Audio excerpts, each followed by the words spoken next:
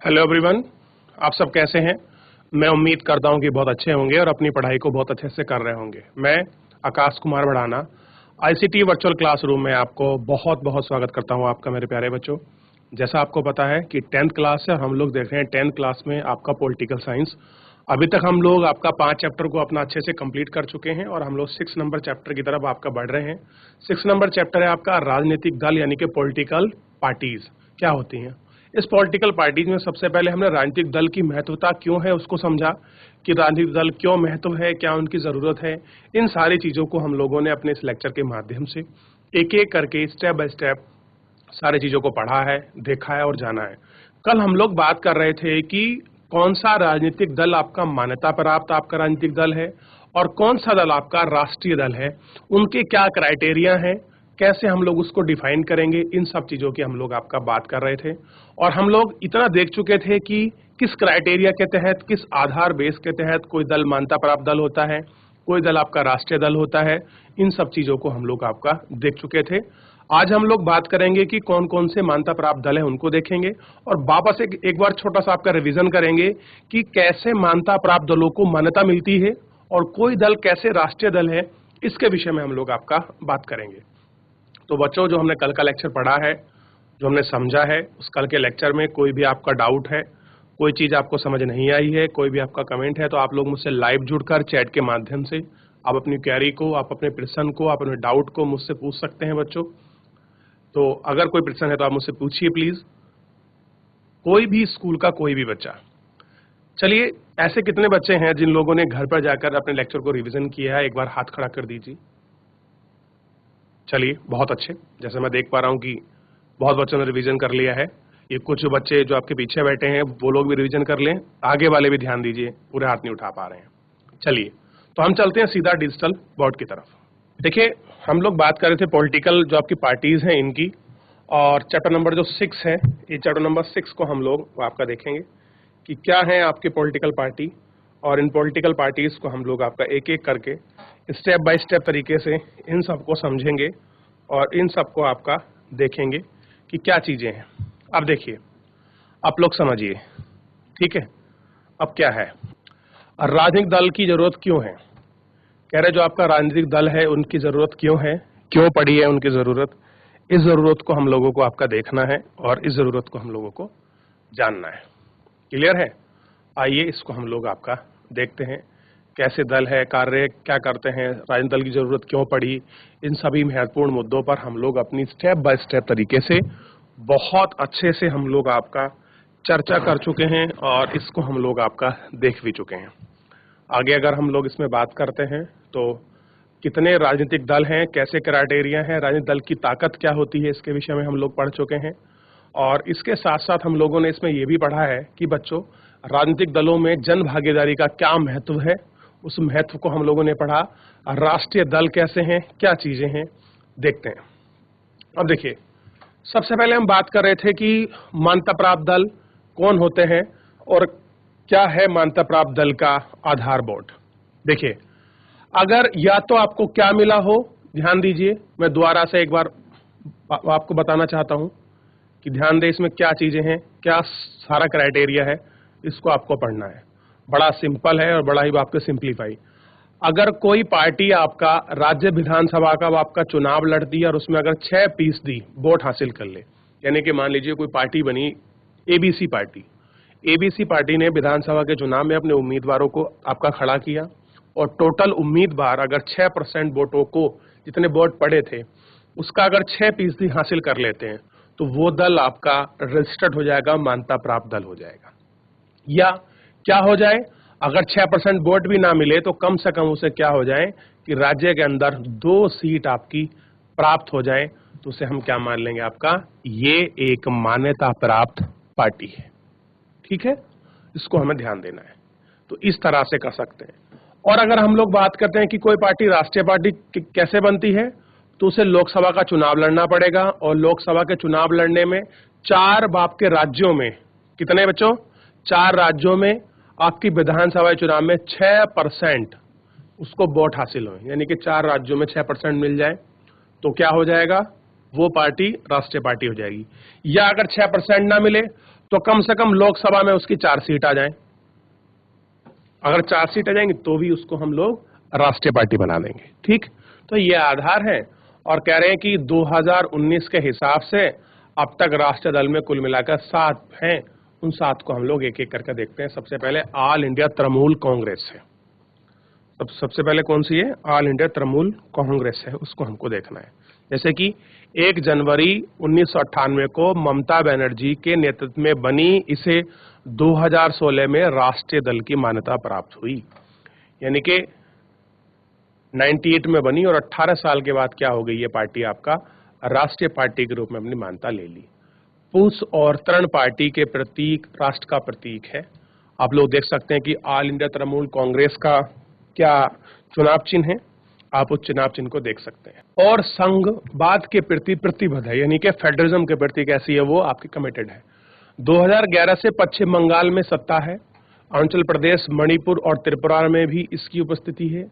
2019 में हुए आम चुनाव में 4.07% वोट मिले हैं, 22 सीटों पर जीत हासिल की है। और कह रहे हैं कि आम चुनाव में इसका 4% वोट मिले, लेकिन सीटें कितनी जीत ली? 22 जीती हैं। अब देखिए, समझिए, वोट परसेंटेज तो 6 से कम है, आप समझेंगे, लेकिन सीट अगर आप उसकी देखोगे कितनी है? 22 है, जिसे लोकसभा में यह चौथी सबसे बड़ी पार्टी बन गई। और कह रहे हैं कि लोकसभा में चौथी सबसे बड़ी पार्टी थी। ठीक, आइए आगे देखते हैं। इसके बाद है बहुजन समाज पार्टी। क्या है? बहुजन समाज पार्टी। स्वर्गीय काशीराम के नेतृत्व में 1984 में गठन हुआ कि बहुजन समाज पार्टी, जिसमें दलित, आदिवासी एवं पिछड़ी जातियां और धार्मिक अल्पसंख्यक शामिल हैं, के लिए राजनीतिक सत्ता पाने का प्रयास और उनका प्रतिनिधित्व करने का दावा पार्टी साहू महाराज, ज्योतिबा फूले, पेरियार राधास्वामी, न्यायंकर बाबा साहब अम्बेडकर के विचार और शिक्षा से प्रेरणा लेती है। दलित और कमजोर वर्ग के लोगों को कल्याण, उनके हित में रक्षा के मुद्दों का सबसे ज्यादा सक्रिय है। इस पार्टी का मुख्य आधार उत्तर प्रदेश में है, पर मध्य प्रदेश, छत्तीसगढ़, उत्तराखंड, दिल्ली और पंजाब में यह पार्टी पर्याप्त ताकतवर है। अलग अलग पार्टियों से अलग अलग अवसरों पर समर्थन लेकर उत्तर प्रदेश में 4 बार सरकार बनाई है। क्या करा है इसमें? हर चीज का आपका समर्थन लेकर आपका 4 बार सरकार बनाई है। कैसी करी है? 4 बार। इस दल को 2019 के लोकसभा चुनाव में करीब 3.6% वोट मिले हैं और 10 सीटें मिली हैं। कितना मिले हैं? 3.63% वोट मिले हैं। अब कितनी सीटें जीती हैं इनने? 10 सीटें जीत ली। अब देखिए, अभी हम लोग वापस चलते हैं थोड़ा सा और एक बार यहां देखते हैं कि क्या मान्यता रखी थी कि कम से कम 4 सीट जीते। चलो 6% वोट हासिल कर लो या 4 जीत लो। और अब देखिए, आप अगर बहुजन समाज पार्टी को देखेंगे तो इसने 3.63 वोट हासिल करे और 10 सीट जीत ली। ठीक, तो इसलिए वो क्या बन गई? National party. बात करते हैं, सबसे पहले आपको ध्यान देना है भारतीय जनता पार्टी, यानी कि जिसको बोलते हैं बीजेपी। पुराने भारतीय जनसंघ को, जिसे श्यामा प्रसाद मुखर्जी ने 1951 में गठित किया था, उसको पुनर्जीवित करके 1980 में यह पार्टी बनाई गई। यानी कि बीजेपी पार्टी बनी है 1921 में, लेकिन जनसंघ था पहले इसका नाम। यानी कि आप कह सकते हैं जनसंघ मर्ज होगी बीजेपी में। भारत की प्राचीन संस्कृति, मूल्य, दीनदयाल उपाध्याय के विचार, समग्र मानवता, अंत्योदय को प्रेरणा लेकर मजबूत और आधुनिक भारत बनाने का लक्ष्य, भारतीय राष्ट्रवाद और राजनीति, इसकी अवधारणा में संस्कृति, बढ़ावावाद, हिंदूवाद के प्रमुख तत्व हैं। पार्टी जम्मू कश्मीर व कश्मीर क्षेत्रीय के स्तरीय पर विशेष दर्जा के खिलाफ है। यह देश में रहने वाले सभी नागरिकों को लोगों के लिए समान संहिता बनाने और धर्मांतरण पर रोक लगाने का पक्ष में है। 1999 के दशक में इसके समर्थन के आधार पर काफी व्यापक है। पहले देश में उत्तर और उत्तर पश्चिमी तथा शहरी इलाकों तक सिमटी जाने वाली यह पार्टी दशक में दक्षिणी पूर्वी उत्तर प्रदेश ग्रामीण इलाकों में अपना आधार बढ़ाया है। राष्ट्रीय जनतांत्रिक गठबंधन ने नेता हासिल की और 1998 में सत्ता आई। गठबंधन के कई क्षेत्रीय दल शामिल है। 2019 में लोकसभा में 303 सीटें जीतकर सबसे बड़े दल के रूप में उभरी। कितनी? 303 सीटें जीती 2019 में। अभी तक केंद्र शासन वाली राष्ट्रीय जनतांत्रिक गठबंधन का नेतृत्व दल कर रही है। ठीक है, अब आपको देखना है कि किस तरह से ये आपका नेतृत्व दल कर रही है। अब एक पार्टी है आपका कम्युनिस्ट पार्टी ऑफ इंडिया, इसमें क्या है, इसे बोलते हैं सीपीआई। अब देखिए सीपीआई का चिन्ह देख लीजिए, ये इसका चिन्ह है। देखिए बहुजन का चिन्ह है हाथी, ठीक, और ये चिन्ह था किसका बच्चा, ऑल इंडिया तृणमूल कांग्रेस का। ठीक है, समझिए 1925 में गठित मार्क्सवाद, लेनिनवाद, धर्मनिरपेक्षता और लोकतंत्र में आस्था, अलगाववादी और सांप्रदायिक ताकतों की विरोधी, ठीक, यह पार्टी संसदीय लोकतंत्र को मजबूत वर्ग, किसानों और गरीबों के हित को बढ़ावा देने के एक उपकरण मानती है। 1964 के फूट यानी कि मकापा से अलग होने के बाद जनाधार सिकुड़ता चला गया। केरल, पश्चिम बंगाल, पंजाब, आंध्र प्रदेश, तमिलनाडु में अभी ठीक ठाक स्थिति में है। केरल में अच्छी है, वेस्ट बंगाल में अच्छी है, पंजाब में अच्छी है, आंध्र प्रदेश में अच्छी है और तमिलनाडु में अच्छी है। बहरहाल इसके समर्थन धीरे धीरे कम होता रह गया। 2019 के चुनाव में 1% से कम वोट लेकर 2 सीट हासिल की है। कितनी? 2। मजबूत वामा मोर्चा बनाने के लिए सभी वामपंथी दलों को लेकर साथ चल रही है। अब एक पार्टी और है, यह है communist of India Marxist party, CPIM. एक है सीपीआई और एक है सीपीआईएम, ये मार्क्सिस्ट है। अब देखिए आप इसका चिन्ह देख लीजिए, दांती है और गेहूं की बाल है, आप इसमें देख सकते हैं, ये इसका चिन्ह है। और इसका इधर यहाँ चिन्ह देख लीजिए, हथौड़ा और दांती है, इसको समझिए। ये क्या कह रहे हैं कि 1964 में स्थापित मार्क्सवाद, लेनिनवाद में आस्था है। अब ये किस में रखते हैं, आपका मार्क्सवाद और लेनिनवाद में आस्था। समाजवाद, धर्मनिरपेक्षता, लोकतंत्र के समर्थक तथा समाजवाद सांप्रदायिकता के विरोधी। यह पार्टी भारत में सामाजिक आर्थिक न्याय के लक्ष्य साधने में लोकतांत्रिक चुनाव को सहायक और उपयोगी मानती है। ये क्या कहती है कि भैया जो भी जिसका हो, सामाजिक और आर्थिक न्याय हमारा मेन लक्ष्य है, वो हमको प्राप्त होना चाहिए, जिसके लिए हम लोग कार्य कर रहे हैं, जिसके लिए हम लोग आपका प्रयासरत हैं, और इन आपका चीजों पर ध्यान रखती है और इन चीजों को देखती है। ठीक है, इन चीजों को हमें देखना चाहिए। ठीक, पश्चिम बंगाल, केरल और आपका त्रिपुरा में बहुत मजबूत आधार है। गरीब, कारखाने मजदूर, खेतीहारी मजदूर, बुद्धिजीवियों के बीच अच्छी पकड़ है। यह पार्टी देश में पूंजी और सामानों की मुक्त आवाजाही को अनुमति देने वाली नई नीतियों की आलोचना है। पश्चिम बंगाल में लगातार 34 बरस से शासन कर रही है। अब देखिए इसने कितना किया है कि 34 साल वेस्ट बंगाल में आपका समर्थन शासन रही है। 2019 में करीबन 1.7% वोट लेकर लोकसभा में 3 सीट हासिल की, यानी कि सीट कितनी मिल गई? 3, तो इसलिए उसको नेशनल पार्टी बना दिया गया। अब पार्टी है सबसे बड़ी, जो पहले थी बीजेपी से पहले बड़ी जो पार्टी थी वो यही थी, अब बीजेपी के बाद दूसरे नंबर की सबसे बड़ी पार्टी है। इसे आमतौर पर कांग्रेस पार्टी कहा जाता है। यह दुनिया में सबसे पुराने दलों में से एक है। 1885 में गठित इस दल में कई बार विभाजन हुआ। आजादी के बाद राष्ट्रीय और क्षेत्रीय स्तर पर अनेक दशकों तक इनने भूमिका निभाई है, नेशनल लेवल पर और रीजनल लेवल पर भी। जवाहरलाल नेहरू की अगुवाई में इस दल ने भारत को एक आधुनिक धर्मनिरपेक्ष लोकतांत्रिक गणराज्य बनाने का प्रयास किया है। कितना? लोकतांत्रिक गणराज्य बनाने का इसने प्रयास किया है। 1971 से लगातार फिर 1980 से लेकर 1989 तक देश में शासन किया, और 1989 के बाद इस दल ने जन समर्थन में कमी आई, पर अभी यह पूरे देश में समाज और सभी वर्गों में है। कह रहे समाज में है, और समाज के जितने सभी वर्ग हैं ये उनमें है। तो ये आधार था आपका किसी पार्टी का राष्ट्रीय पार्टी होने का। ठीक, और थोड़ा इसमें और देख लीजिए, अभी है ऐसा नहीं है। अपने वैचारिक रुझान और माध्यमिक वर्ग यानी कि ना वामपंथी ना दक्षिणपंथी, इसने धर्मनिरपेक्षता और कमजोर वर्गों को, अल्पसंख्यक समुदायों को हित में रखते हुए अपना एजेंडा बनाया है। यह दल नई आर्थिक नीतियों का समर्थक है, पर इस बात को लेकर यह भी सचेत है कि नई नीतियों में गरीब और कमजोर वर्ग पर बुरा असर पड़े। 2004 से 2014 तक संयुक्त प्रगतिशील गठबंधन सरकार का नेतृत्व 2014 से 2019 के लोकसभा चुनाव पार्टी में पराजित हुआ। 2019 के लोकसभा चुनाव में 19.5% वोट तथा 52 आपकी सीटें मिली।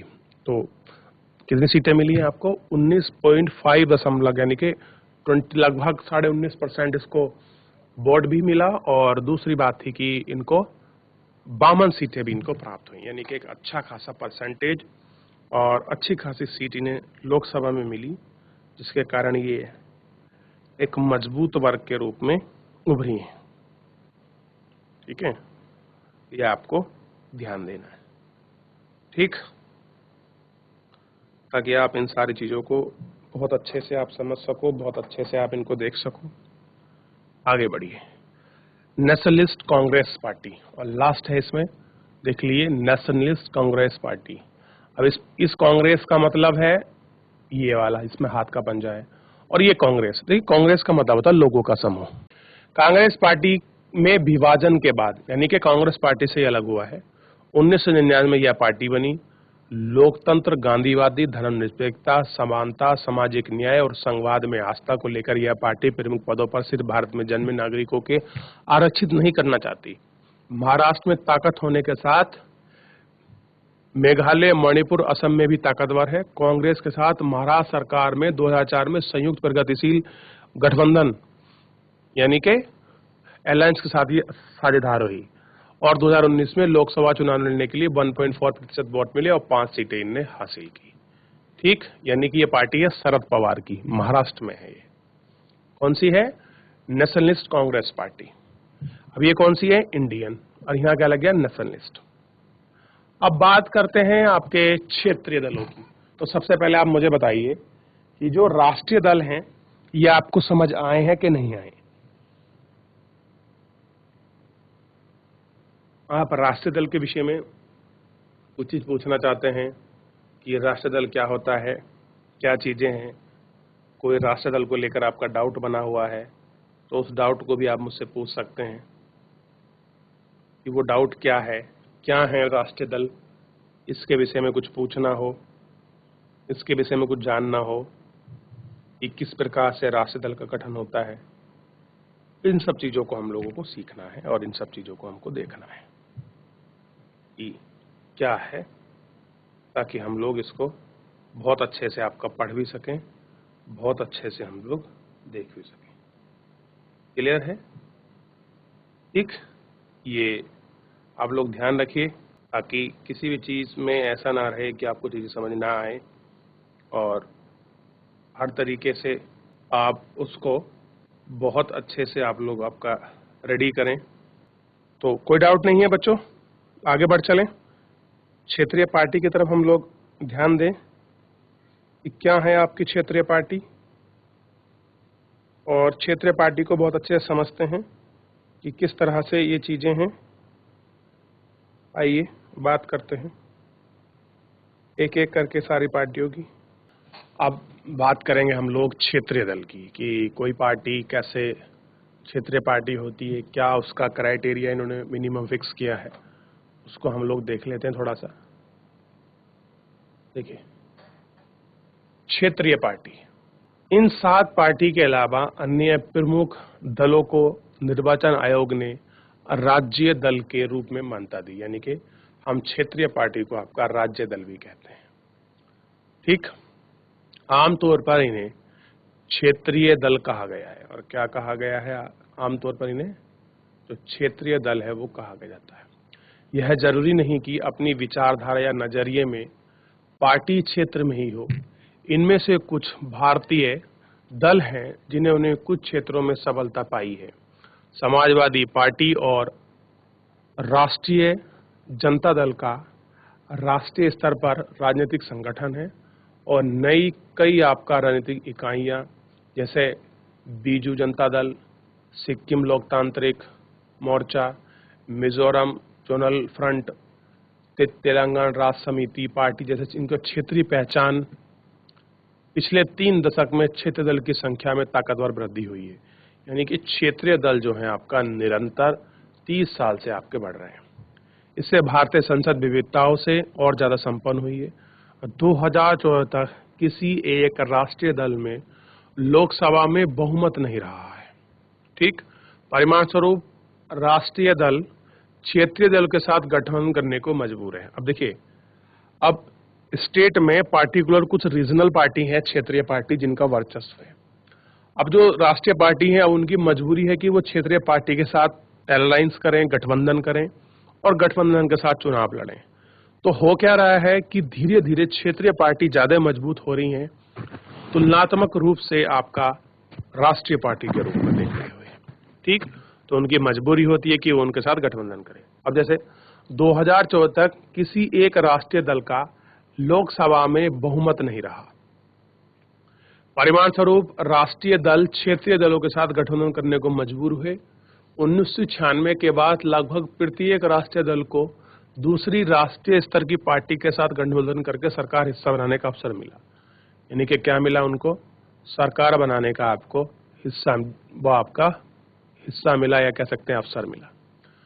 हमारे देश में संघवाद और लोकतंत्र मजबूत होते हैं इन दलों के ब्यौरों के अगले पृष्ठ पर नक्शा को देखिए और चीजों को पढ़िए। आइए कुछ पढ़ते हैं। अरे वाह, कितना सुंदर और अटूट रूप में हमको दिया है। ये हमको देखना चाहिए कि कहां पर कौन सा आपका क्षेत्रीय दल कितने रूप में आपका मजबूत है, ताकि हम लोग इसको पढ़ सके। सबसे पहले अपना हम लोग शुरू करते हैं जम्मू कश्मीर की यात्रा से। अब देखिए, जम्मू कश्मीर में क्षेत्रीय दल है Jammu and Kashmir National Conference. एक पार्टी तो ये है। एक पार्टी है Jammu and Kashmir National Patriotic Party. एक है Jammu and Kashmir the People's Democratic party.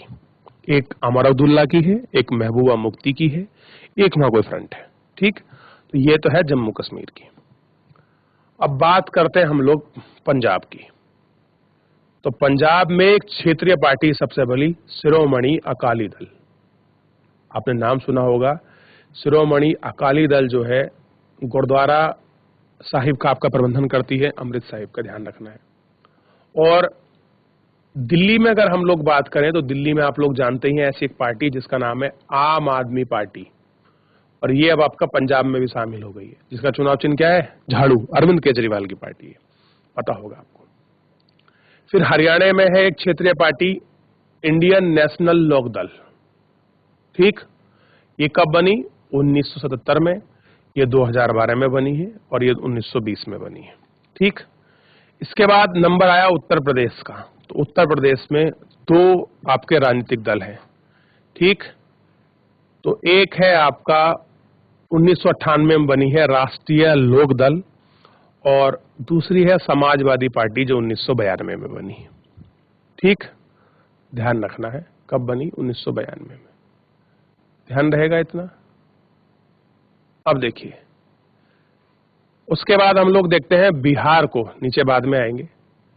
Bihar में है जनता दल, एक है जन लोक पार्टी, एक है राष्ट्रीय जनता पार्टी, झारखंड में, एक है राष्ट्रीय लोक समता पार्टी। ये क्षेत्रीय पार्टी है।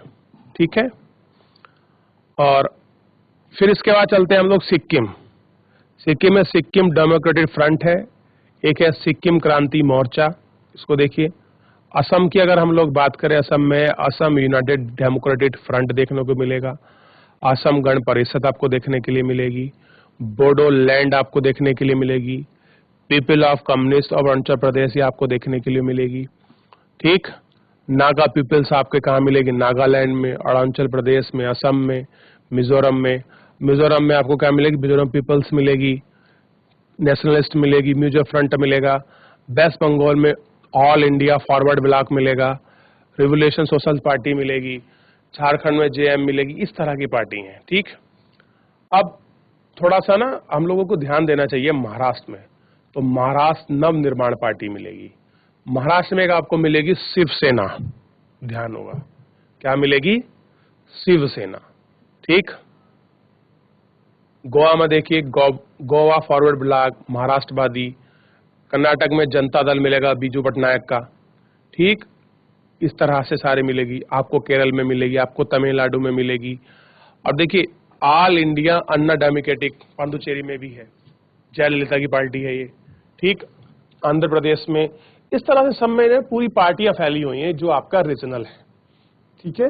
क्या है, अब आप कह रहे हैं कि गुजरात में और राजस्थान में क्यों नहीं, कि वहां ऐसा नहीं है, और मध्य प्रदेश में वहां रीजनल कम है।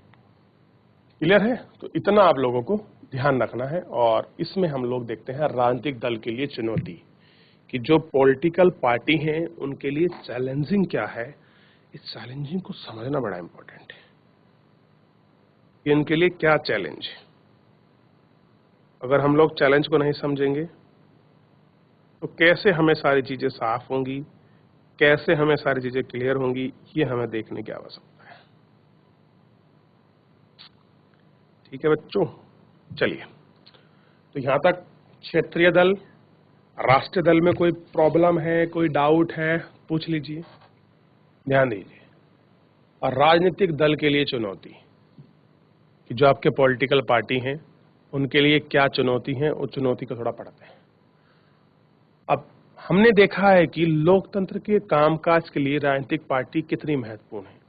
यानी कि लोकतंत्र का अगर आपको कामकाज चलाना है तो उसके लिए जो नेशनल पार्टी है या फिर आप कह लीजिए पॉलिटिकल पार्टी है, वो बड़ी इंपॉर्टेंट है। चूंकि दल ही लोकतंत्र में सबसे ज्यादा प्रकट रूप में है, इसलिए स्वाभाविक है कि लोकतंत्र का कामकाज की गड़बड़ी के लिए लोग राजनीतिक दल को ही दोषी ठहराएंगे। अब कह रहे हैं अगर डेमोक्रेसी में कुछ भी कामकाज में उलटल पुलट होती है, गड़बड़ी होती है, तो पॉलिटिकल जो पार्टी होती हैं वही क्या होंगी, आपका दोषी ठहराई जाएंगी। पुरानी दुनिया में लोग इस बात से नाराज रहते थे कि राजनीतिक दल अपना काम ठीक ढंग से नहीं कर रहे। यानी कि जो पुराना समय था, जो पुराना पॉलिटिकल स्ट्रक्चर था, उस पुराने पॉलिटिकल स्ट्रक्चर में बहुत सारी चीजें ऐसी थी कि इस तरह की चीजें थी। ठीक है, अब देखिए, राजनीतिक दल अपना काम ठीक से नहीं करते। हमारे लोकतंत्र के साथ यही बात लागू होती है। आम जनता की नाराजगी और आलोचना राजनीतिक है। कैसी है आपकी? राजनीतिक दलों के कामकाज और 4 पहलुओं पर केंद्रित है। किस पर है? 4 केंद्रों पर पहलू है। लोकतंत्र का प्रभावी उपकरण बनाए रखने के लिए राजनीतिक दलों को इन चुनौतियों का सामना करना चाहिए और इन पर जीत हासिल करनी चाहिए। पहली चुनौती पर पार्टी के आंतरिक लोकतंत्र का ना होना है। सारी दुनिया में यह प्रवृत्ति बन गई है कि, कह रहे कि सारी दुनिया में क्या बन गई है, ऐसी प्रवृत्ति, यानी कि ऐसा तरीका सा मान लीजिए, पैटर्न मान लीजिए, ऐसे लोगों का चलन मान लीजिए कि सारी ताकत एक कुछ नेताओं के हाथ में सिमट जाती है। यानी कि पूरी पॉलिटिकल पार्टीज में क्या अगर हम बात करें तो 1-2 नेता होते हैं जिनमें पूरी ताकत उनके हाथ में होती है। पार्टी के पास ना सदस्य की सूची होती है और ना ही नियमित रूप से संगठन की बैठक। ना कोई बैठक है, ना कोई नियम है, ना कोई कार्य पद्धति है, ये चीजें नहीं है। कार्यकर्ताओं वे अब सूचना का साझा भी नहीं कर सकते, और कैसे अपने कार्यकर्ताओं को सूचना दें, ये सब कुछ नहीं कर सकते। सामान्य कार्यकर्ता अनजान ही रहता है कि पार्टी के अंदर क्या चल रहा है, और जितना भी आम कार्यकर्ता है वो आपका अनजान ही रहता है कि क्या चल रहा है। उसके पास ना तो नेताओं को जोड़कर फैसले प्रभाव लेने की ताकत होती है और ना ही कोई माध्यम। परिणाम स्वरूप है कि नाम के सहारे फैसले लेने का अधिकार उस पार्टी के नेता के हथिया लिए जाते हैं। चूंकि कुछ नेता के पास असली ताकत होती है, इसलिए वे असहमत होते हैं और उनका पार्टी में टिक पाना मुश्किल हो जाता है। क्या हो जाता है आपका? उसमें आपका उनका टिक पाना बड़ा ही मुश्किल और बहुत ही कठिन हो जाता है। ठीक, उनको हमको ध्यान रखना है और इन चीजों के साथ हम लोगों को अच्छे से फोकस करके उन कामों को करना है। ठीक है बच्चों, आगे देखते हैं। पार्टी के सिद्धांतों और नीतियों से निष्ठा की जगह नेता की ही निष्ठा ज्यादा महत्वपूर्ण होती है। यानी कि पार्टी की निष्ठा कुछ नहीं, जो आपके नेता हैं उनकी निष्ठा ज्यादा महत्वपूर्ण हो गई है। ठीक, तो यानी कि पार्टी छोटी होती जा रही, नेता का कद ज्यादा बड़ा होता जा रहा है। इस आधार की प्रमुख पहली समस्या रही है। अब दूसरी एक चैलेंजिंग और समस्या है, उसको और देखते हैं कि जो फेस है आपका चैलेंजिंग फेस, उस फेस को भी समझना है और उस फेस को भी देखना है। दूसरी चुनौती पहले चुनौती से जुड़ी है, यह है वंशवाद की चुनौती है। क्या हो गया बच्चों? यह आपका वंशवाद की, चूंकि अधिकांश दल अपना कामकाज पारदर्शी तरीके से नहीं करते हैं, यानी कि आपका ट्रांसपेरेंट जो वर्क है वो नहीं है, और ऊपर ना की गुंजाइश काफी कम है। जो लोग नेता होते हैं वे अनुचित लाभ लेते हुए अपने नजदीक के लोगों को, यहाँ तक कि अपने परिवार के लोगों को ही आगे बढ़ाते हैं, यानी कि जो अपने परिवार के लोग हैं उन लोगों को ही कैसे करते हैं, आगे बढ़ाते हैं। अनेक दलों में शीर्ष पद पर हमेशा एक ही परिवार के साथ लोग आते हैं। यह दल अनेक सदस्यों के साथ अन्याय है।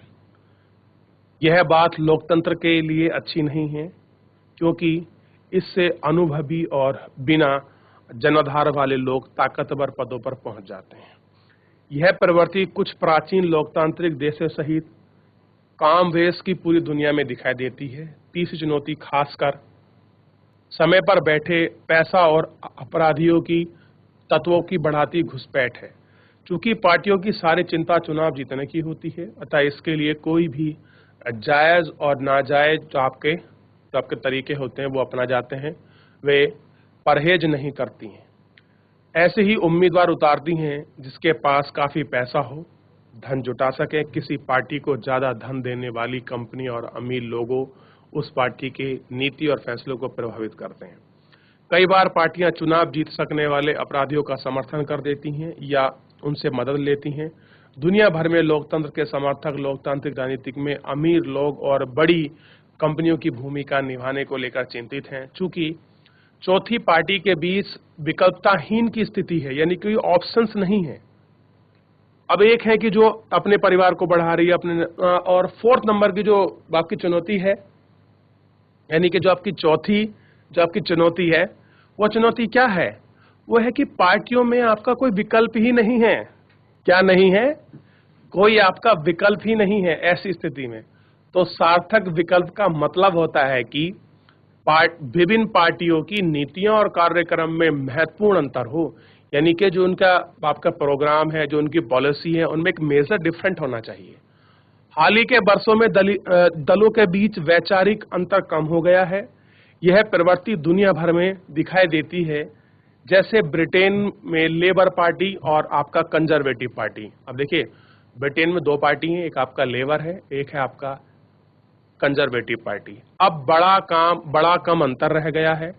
सहमत है कि उनके बीच बस बहस का ब्यौरा रह गया है कि नीतियां कैसे बनाई जाएं और उन्हें कैसे लागू किया जाए। अपने देश में सभी बड़ी पार्टियों के बीच आर्थिक मामले का बड़ा अंतर कम रह गया है। लोग इसे अलग अलग नीति चाहते हैं और उनके कई विकल्प उपलब्ध नहीं है, यानी कि कोई दूसरा ऑप्शंस नहीं है लोगों के पास। ये सारी चीज है। कई बार लोगों के पास एकदम खत्म नेता हैं। कैसे हैं? एक बार लोगों के पास बिल्कुल आपके खत्म नेता हैं, और अगर खत्म पॉलिटिकल सिस्टम है तो उन खत्म पॉलिटिकल सिस्टम की वजह से भी कहीं ना कहीं ये ऑप्शंस आपके नेगलेक्ट होते जा रहे हैं। तो ये आपको ध्यान देना है मेनली बच्चों, क्योंकि थोड़ा सा नेता की हार तल ये सब चीजें आपकी डिपेंड करता है, और इनसे ये सारी चीजें फर्क होता है। अब इसमें लास्ट बता है दलों को कैसे आपका सुधारा जाए। आप इसको एक बार खुद देख लीजिए। मेरे हिसाब से तो कि क्या चुनौती है, आप इसको पढ़ लेंगे थोड़ा सा है तो समाप्त हो जाएगा। नहीं तो हम लोग क्या करेंगे, इसको नेक्स्ट लेक्चर में इसको अच्छे से ले लेंगे कि हम लोग कैसे दल को आपका सुधार सकते हैं, क्या चीजें। तो बच्चों, इस पूरी हमने चीजों में कैसे आपकी पॉलिटिकल पार्टीज बनती हैं, रीजनल पार्टी क्या है, नेशनलिस्ट पार्टी क्या है, उनकी चैलेंजिंग क्या है, कैसे स्ट्रक्चर वर्क है, इस सब विषय में हम लोग ऑल क्लियर हैं। बहुत अच्छे चीजों को देख चुके हैं, उनको पढ़ चुके हैं। अब बस जो भी काम है बच्चों आपको करना है, आपको घर पर जाकर एक बार लेक्चर को रिवीजन करना है। कोई भी चीज ऐसी है जो आपको समझ नहीं आती, कोई भी डाउट है, आप उसको देख सकते हैं, आप उसको समझ सकते हैं। तब तक के लिए आप लोग अपना ध्यान रखिए, स्वस्थ रहिए, अपनी पढ़ाई को बहुत अच्छे से करते रहिए और अपने कोर्स को रिवीजन करते रहिए। मुझसे जुड़ने के लिए आपका बहुत बहुत धन्यवाद मेरे प्यारे बच्चों।